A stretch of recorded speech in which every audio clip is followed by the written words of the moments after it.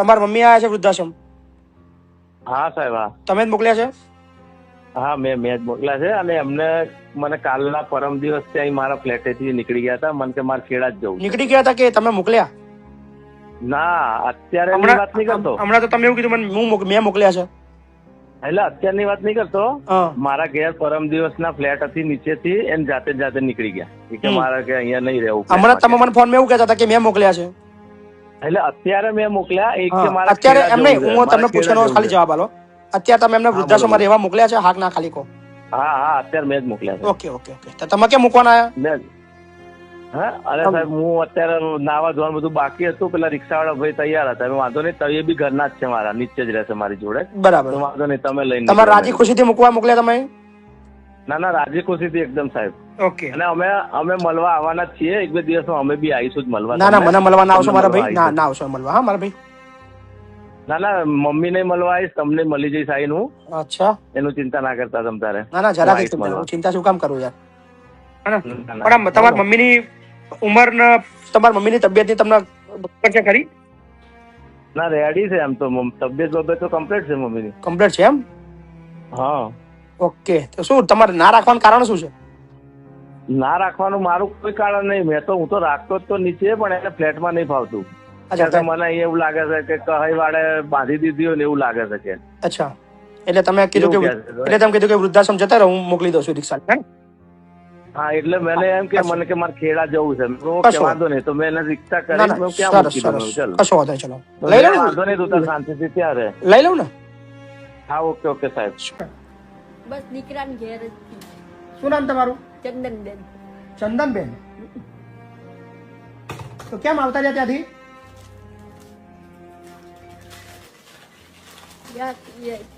આ કહું છું ખરી, સ્વભાવ એકાબીજાના અનુકૂળ નહીં આવતા. બસ બીજું કઈ નથી. સ્વભાવ અનુકૂળ નહીં આવતા? સારું રાખતા નહીં? રાખે સારું તો પછી? પણ ઘડી કઈ તુંતા ઉતી થઈ જાય. કોણ હેરાન કરે છે? હેરાન કોઈ કરતું નથી. તો પછી ખુશી મજામાં તમે આવ્યા છો વૃદ્ધાશ્રમમાં? ખુશી મજામાં આમ તો કઈ બીજી તકલીફ નહીં થઈ. પણ સાચું કહો, સાચું બોલો, શું કારણથી આવ્યા છો? પણ આ કહું છું ખરી, એક તો શરીરથી હારેલા આપણે, આ બીજી કોઈ તકલીફ નહીં ભાઈ. તમે ઈચ્છા હોય તો રાખવું, પણ તમે કારણ તો કેવું પડે ને બા. શું કારણથી આવ્યા છે કેવું તો પડે ને, કે તમે કેમ ઘર છોડ્યું તમારું, કે તમારે ઘેર રહેવું નહીં તમારે, કે કેવું નહીં? એવું કશું નહીં. કેવું નહીં તમારે, હે ને? કઈક છુપાવો છો તમે? મને બીજા માં રાખે છે. અચ્છા. પણ મને આમ અંદર નથી, જેલ ખાના જેવું લાગે થોડું. બીજા માટે રાખે છે? નીચે ઘર છે? નીચે ઘર છે. એ કોણ રહે છે એમાં? એમાં હું અત્યારે એના માલ સામાન પડ્યો છે કાપડનો, અને મને અહીંયા દેખરેખ માટે રાખેલી છે. હું નીચે રહું છું, એ ઉપર રહે. ઓકે, તમારા સામાનનો દેખરેખ રાખવા માટે રાખ્યા છે. અને અંદર સામાન ભર્યો છે બધો? હા, અને પછી મને રાખે, પછી હું અહીંયા જ રહું એમ. અત્યારે દાદા નથી, ગુજરી ગયા. કઈ વાંધો, ચાલો મકાન બધું લઈ લઉં છું. ચાલો, હા ને? ઓકે. એટલે આ કાકા આવ્યા હતા આપણી પાસે એડમિશન માટે વડોદરામાંથી, અને ગઈકાલે એમનું પાસે આધાર કાર્ડ નહોતું એટલે પાછા ગયા હતા, અને લઈને આવ્યા છે એમના જમી ને તમે? જમી. વાહ. અને તમારું નામ? છોકરી પાયલ. અંકિત કુમાર. કઈ રહો છો? વડોદરા વાઘોડિયા. તમારે શું થાય? તમારે સસરા. મેં ડ્રાઈવર છું. રિક્ષા લઈને હમણાં જોડે લઈને ફરું. કેમ મૂકવા છે એમને વૃદ્ધાશ્રમમાં? એમને કોઈ રાખવા વાળું છે, મકાન છે. કોઈ નહીં એમનું? કોઈ નહીં.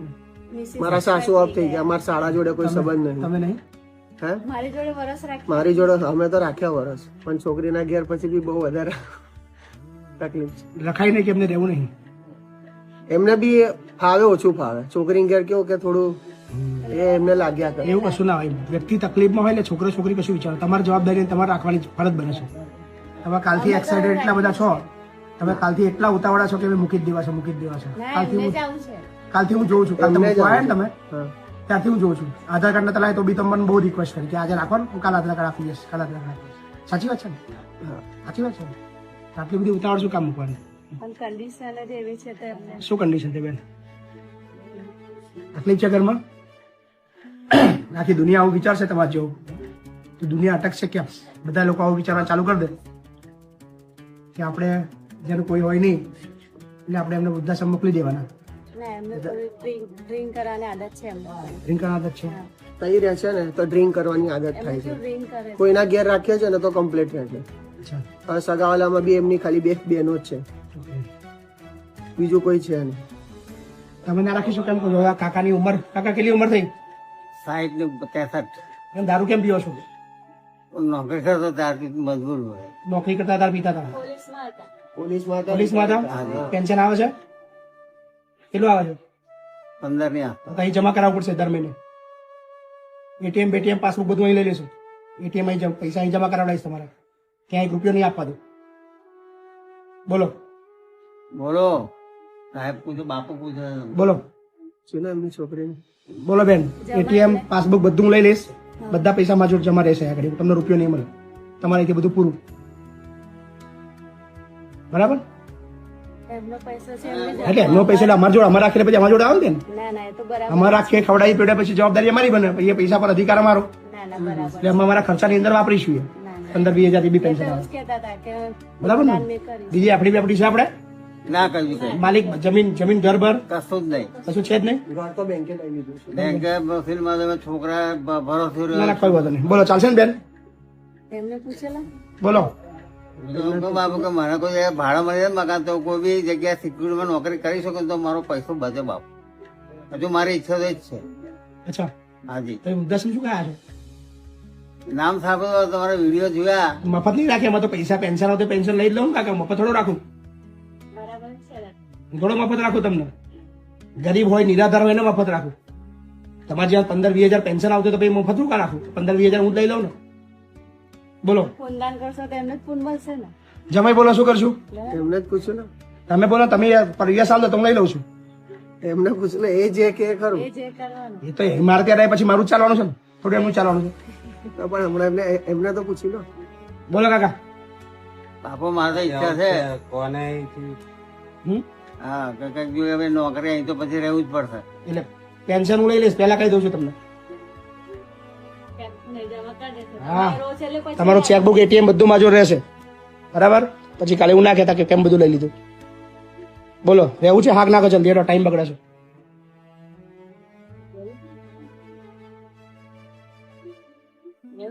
મફત રહેવું છે તમારે? એવું છે?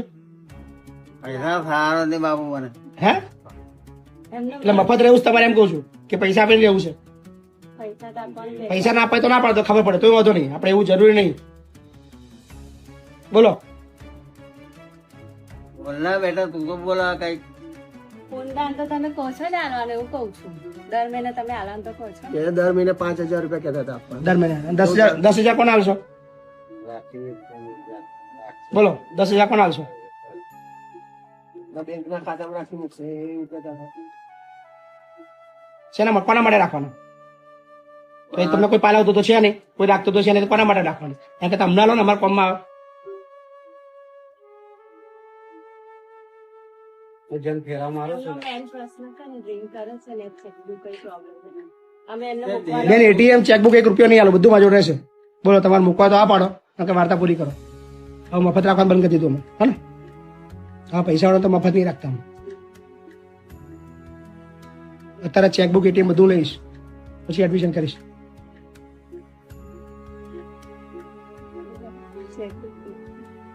ચેકબુક કઈ છે? હા તો પછી મંગાવી લઈશું. એટીએમ છે ને તમારા જોડે? એટીએમ તો છે ને? કોની જોડે છે એટીએમ? ઘરે ઘરે તમારા જોડે છે? ઘરે ઘરે હા તમારા જોડે છે ને પણ? પછી અહીંયા જમા કરાવવું પડે એટીએમ ચેકબુક. દર મહિને અમારા માણસ ઉપાડે છે 15,000 રૂપિયા ખાતામાં આવે એટલે.